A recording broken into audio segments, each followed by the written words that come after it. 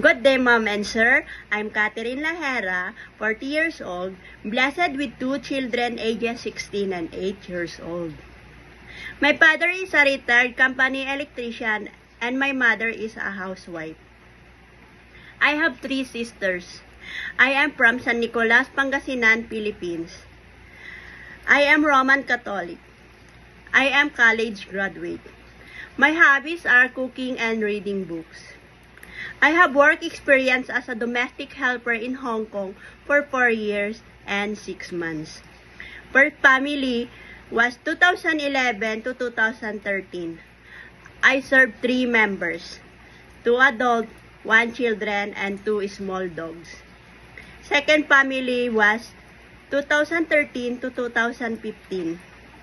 I served 3 members, 1 adult, and 2 children.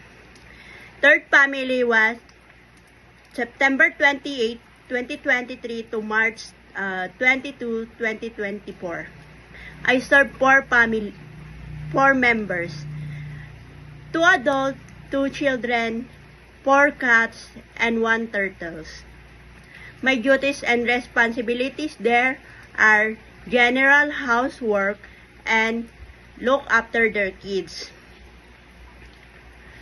I can cook Chinese food with or without recipe to be followed and willing to learn more. I can work with or without supervision. I am honest, responsible, reliable, patient, hardworking, and trustworthy. I am also open for correction, question, and other job-related concern. So, Mom and Sir, please hire me, and I promise I will do my very best to serve your family with all my heart. Thank you, and God bless.